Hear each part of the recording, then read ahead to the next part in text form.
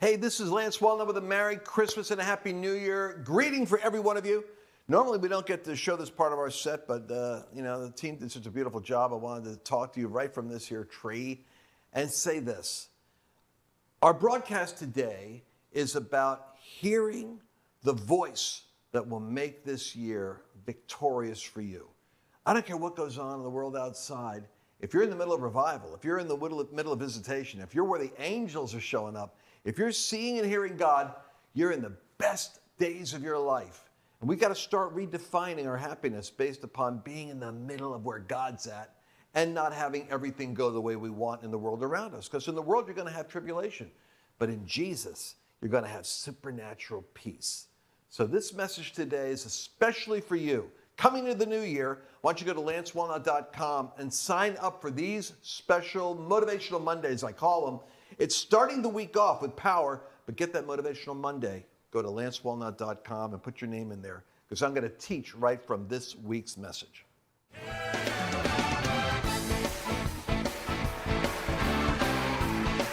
Oh, the weather outside is frightful, but the fire is so delightful. I think that's how the lyrics go. We have this seasonal cold snap coming through, but don't worry about it, because it's really going to be a great year for you. And sending my greetings to you on this new year from the office here in Dallas with Washington behind me. I'm thinking of changing this backdrop, by the way. I'm tired of seeing the Capitol up there. We need to have something else. I don't know what it's going to be yet. You can send me your suggestions for the backdrop I need to have and send it to Mercedes. Where can they send it? Then go to asklancenow.com and send what they think should be behind you. What should be behind me? Now, you'll notice someone sitting next to Mercedes. You know, for a period of time, we all got to know Jonathan. Jonathan was a part of our show. He even had his Jonathan hat on. But Jonathan, we encouraged to go to law school so that he could protect all of us in the future. And so Jonathan is at law school. Melody is now Jonathan's in Jonathan's chair. And now Melody has proven to be the Jonathan we need. So every David needs a Jonathan, and we've got our Jonathan Melody. Mm-hmm. In my heart, there is a melody. You guys remember that song?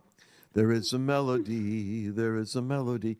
In my heart, there is a melody, there is a melody of love. Is that a Christian hymn? I don't know, but what I think is hilarious is for as long as I've known both Melody and you, since the first time I met Melody, when she was standing in your kitchen on the counter, doing odds and ends around the house for Annabelle, anytime you walk through the room, you sing that song.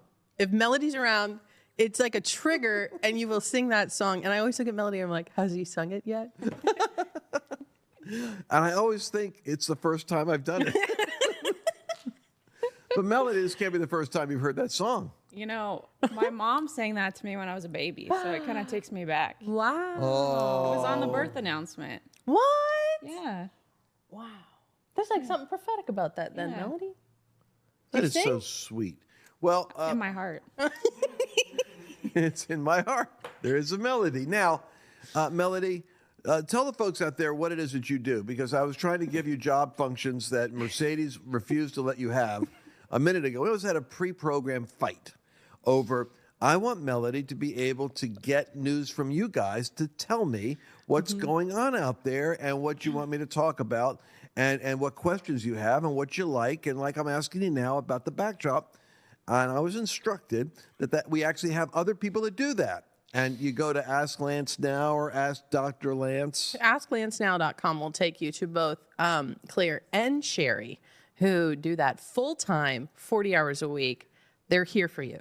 Melody graduated after Jonathan left from our amazing customer support team and was promoted to being your personal executive assistant? Executive assistant? And a PA, personal assistant. It's not really personal. It's more It's of an executive assistant. Well, is this like one of those millennial things you were reading me yesterday about words I can't use anymore? No, see, I think personal assistant is more like we'll go get your laundry and get you coffee. Jonathan never got my laundry. Exactly. I think executive assistant's like I handle your schedule.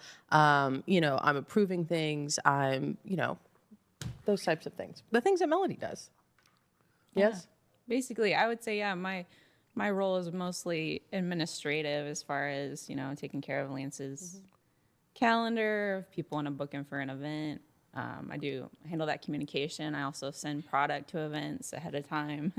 I've worn a lot of hats here, so I also Have done laundry and gotten the coffee. That's a long time ago. Evidently. But she also does all of our graphic emails that go out, like anytime we do a sale. And then also she coordinates with you to get out our weekly emails. Oh, that's there you go. Thank you for that, ladies and gentlemen. It's a very important point. We're doing the show today on the word of the Lord for this particular week and season. Melody scours my blogs. I used to write. I think I wrote. I got lazy, I think, when video came out because video had more views than blogs. So I was doing more videos. But then what happened was I stopped writing. And my writing forced me to be a little bit more devotionally focused and spiritually targeted. And I think that, in a sense, you lose some of that discipline when you're doing visual and verbal media because it doesn't have to be as precise. But writing does. And so Melody picks the best that she thinks is in the blog world that I've done from years ago. But because they're so evergreen, I mean, my gosh, we're reading a book that, New Testament is 2,000 years old, and it speaks like we're trying to figure out its predictions for this year. So it's always relevant if the Spirit of God is in it. But I'll tell you what happened. It was, it was Gideon and Rhonda? Rhonda Lapp. Yeah, Gideon Rhonda. So Rhonda sends me a text, and she goes, "That was probably one of the best words you've ever given on a subject." And I go, of course, I'm thinking broadcast. I go, "Which one?" And she sends me an email that Melody had basically pulled out of the archives and refined and sent. And so she said, "This has really been, for me, the word of the Lord. It's more than anything else you've done." And I didn't know what it was. And so I read it, and get this. I read it and got convicted and clarity, which means the Spirit of God was in it when I wrote it because it's tuning me up as I read it. If I hadn't written it, I would have easily have suspected someone else wrote it because unless you told me it was my name attached, it looks like someone else could have written it. Let's get into the teaching, though, because I feel like people are not going to make it this far into the broadcast. If you listen, you know what? If you left the broadcast by now, you won't be listening to me. Actually, we should give something away to all the people who made it this far into the broadcast. As a matter of fact, we are. They were all too busy to make it this far into the broadcast. This is like the underground church stories I heard growing up, where they would get up and they'd say, "By the way, or whatever." They make some announcement about the Secret Service is in the meeting and they're watching us. And so if at this point you're uncomfortable, you should go. And then a bunch of people look around nervously and leave. And then after they left, they go, "Okay, now we're ready for the real meeting." Because they only want the real people there. So for the three of you that are still watching, I want to send you cookies from Melody. Melody, will you send us some cookies? We can send them a free gift. How about a free teaching? Why don't we send them something? We'll come up with something. While you teach, Chelsea and I will text and figure out what we can send them. We're going to have them go askforfreegift.com. We're going to have them get a free gift. Where can they go to get a free gift right So now? I'm not making these cookies, right? No, there's no cookies. There's no Not way making- you can make that many. Cookies will probably not happen. Chelsea and I are going to text right now and figure out what we can put together on a link. So at the end of the broadcast, if you You're make going it to be through well the teaching, rewarded. you'll get something. You're going to be rewarded. All right. The devil knows your weakness, and if given the opportunity, he will set you up to fail. That's why the verse, "make no provision for the flesh," is so important. If you have a problem with chocolate, don't take a job at the Hershey Chocolate Factory. Some sins you overcome by simply getting the heck away from them. And sorry to say, some sins can only be overcome by getting away from the people that tempt you. That's being too busy to discern temptation is one of the reasons why people fall recklessly into sin. The warning flares were there. You ever notice that when you look back on, say, somebody that was damaging to you, and you could see it clearly in retrospect, but you can't see it at the time. And it's not because God isn't trying to talk to you. It's because you're too busy to heed the warning lights. Rick Renner says, think about it again. Regardless of your spiritual background, the devil knows exactly which buttons to push. He knows which buttons to push in your emotions to keep you all bound up and depressed. He even knows how to disguise his voice to make you think God is talking to you. He wants to get you off track so you'll dispel your deepest dreams and cast them off. Oh, that's just me, that's just me, that's just me. You see, if you're dismissing a dream that God gives you that keeps coming back to you, your being busy is not helping you because you're not giving heed to what's... If you ever see that TV show where, it used to be years ago, where you'd have people in a supermarket and they would run around the supermarket. Each one was given like 3 minutes to go up and down any aisle, and they load the basket up with as much items as they could get in there and get to the cashier by the finish line to have them ring it up, right? Yeah. Whoever got the most dollars spent got to keep what they got, and the other people had to put it back. And you think about it, it's a pretty cheap show. Yeah. It's like when your grand prize is $150. You know, it's not much, but everybody could see themselves running around. And you know, there were certain smart people that went for the meat section, right? Because the meat might be the most expensive item. And so the filet mignons, they pile them up as much as they could. And every day God gives you, it rains down upon you, dollar bills, $5 bills, 20s, hundreds, and occasionally there's a check for 1,000 or 5,000. If you were only given 2 minutes to gather up the money, and whoever gathered the most money got to keep it, you'd be judicious about what you focused on. You wouldn't be focusing on the dollar bill and the 5, and you'd be hunting for the $100 bills or for the check, the unusual item. It doesn't fit. Just go grab those checks.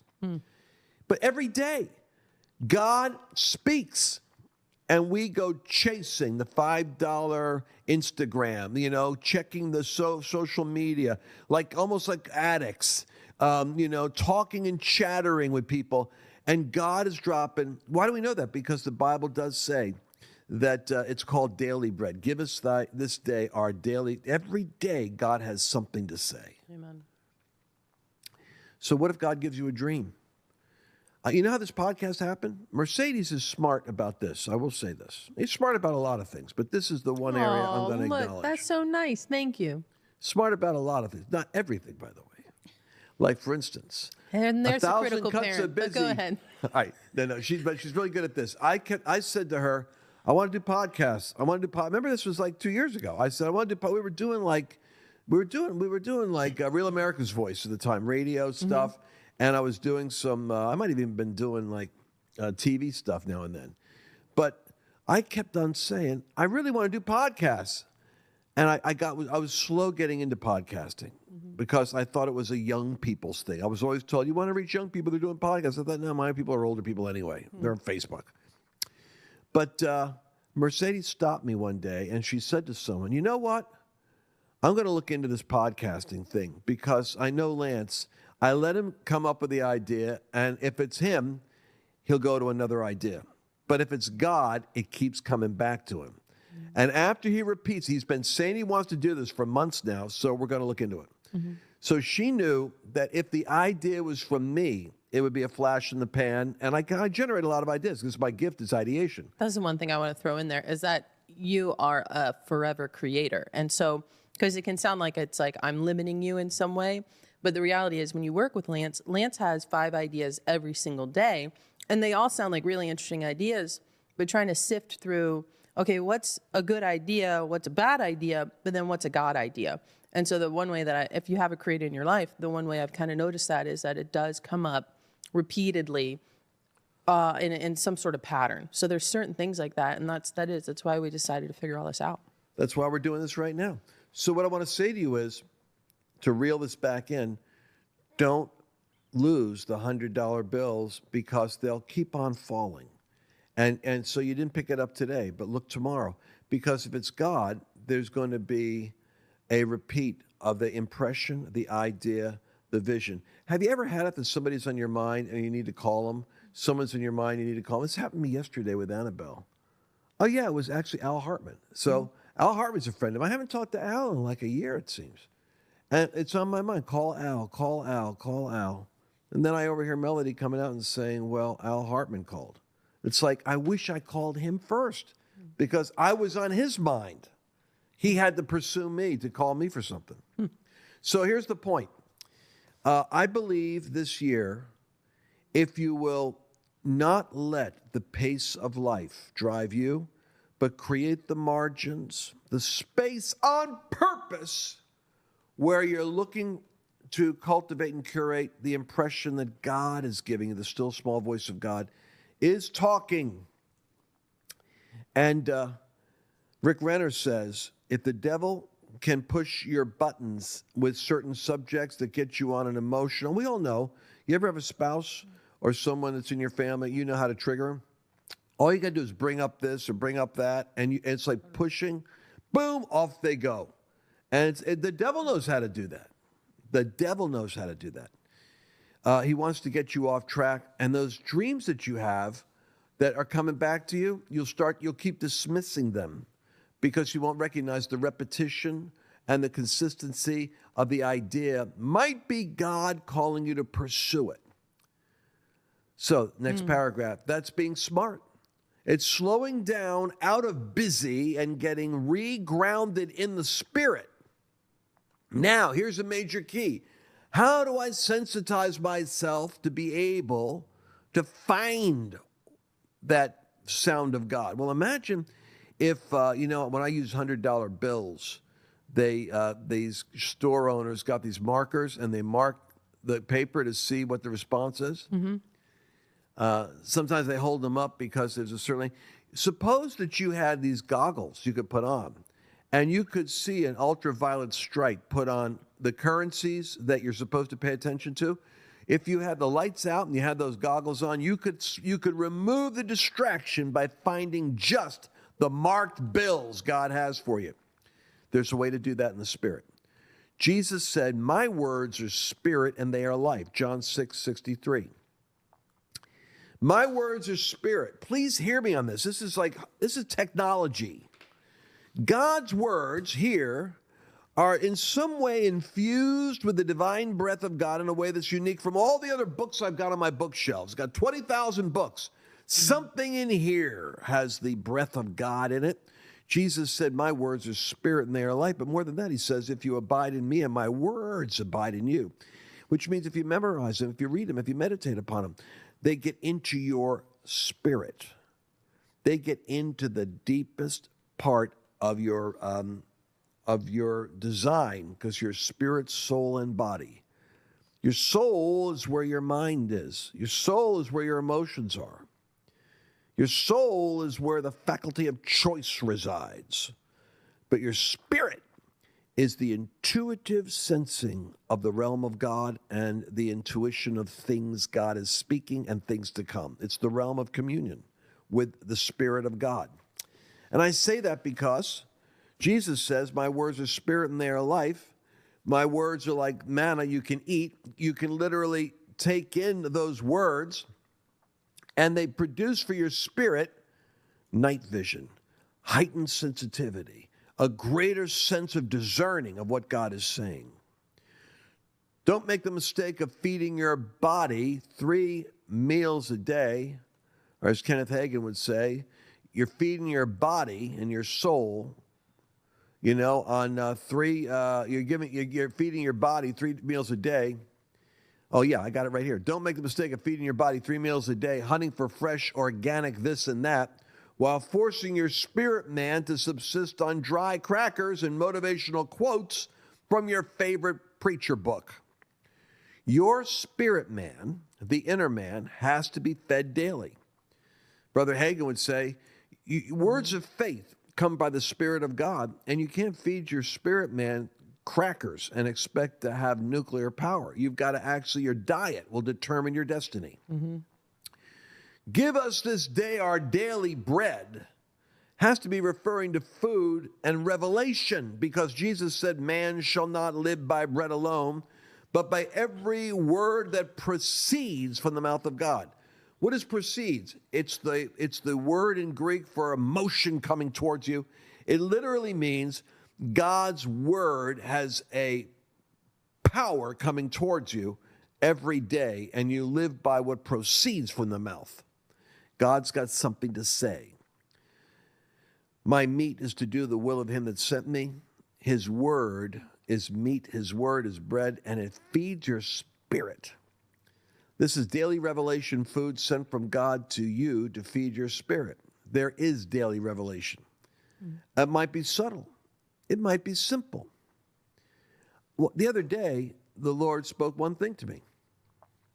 I was thinking about how much growth I really need, how much sanctification I really need, how much I still lack, and I need to pray more, I need to fast, and you can make a list of things that you're not doing, that you really think you need to do. And the Lord has quickened to me one thought, and it was a revelation in just a thought. I can hardly put it into words, but it was simple, and it was, it's possible, and it's not hard to just please me. And suddenly the verse come up about where Paul says, that you might know how to please God. And that I realized that the greatest thing I want isn't revelation. It's just to know that I'm pleasing to God. That we could have the ability. I mean, the dreadful judge of the universe that has power to send you to hell is someone whose relationship you should be interested in. And it's not hard to please him. And then the next verse that came to my mind was, my yoke is easy, my burden's light. Meaning, Lance, I'm not putting on you, a rigorous fast and some kind of a personal cleansing in order for me to be happy with you. I could be happy with you right now. Just adjust your focus and make me your delight. And it's not that you're not that far from really getting my smile. Okay. Looking back over some blown opportunities I wrote, the Lord spoke the following to me, and it really shook me up. There are words that have been spoken by God that were fresh, proceeding words right out of his mouth into your situation, but you were too busy or preoccupied to hear them. You walked into situations where you didn't have the advantage of his counsel. You didn't make the best choice. You didn't make the right choice because you were too busy or preoccupied to hear what he was actually proceeding and telling you. Fix that. Bring your plans, bring your purposes, bring your dreams, bring your desires. Bring them all before the Lord, and he'll cause your thoughts to align with his. I'll tell you something else. Do you want to overcome temptation? Here's the funny thing about human beings. We actually think God isn't looking and God isn't knowing what's going on in your head. God knows. What you have, it's like the story in the Old Testament where Moses is going to kill the Egyptian, and he looks this way and he looks that way. The Bible says he looks this way and that way and kills the Egyptian. He doesn't think anybody saw it. God saw it. So I heard Bill Goffin say this once. Let me share this with all of you. You want a quick way of dealing with temptation? Share the thought with God, because God sees it anyway. Instead, we think we got our own little curtain we're drawing down between us and God. No, God sees it. So share it and say, well, Lord, right now, I'm really wanting to smack that person. I really want to hit them. I want to do them harm. Lord, I really like revenge right now. I'm thinking of imaginary scenarios where I could get back at them. What do you think about that? And just pause. I promise you, it's antiseptic. Annabelle says something which is so precious and it's so powerful. When she would be in our marriage, and done it lately, I'll have to ask her if there's anything I need to know. But she would say, there's some thoughts I've had, and what I find is when I share them with you, they dissipate or evaporate. So she'd be struggling with something, and then when she shares it, brings it to the light, it evaporates. And she said, actually, it's, the problem for me is almost half beat the moment I take it from dark to light and talk to someone about it. That's where you need a friend.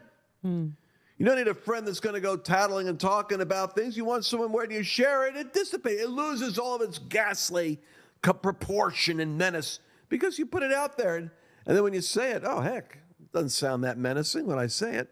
Because it's in the unconscious, unarticulated realm. The devil's doing war with you. Listen to me again. I want to read it to you.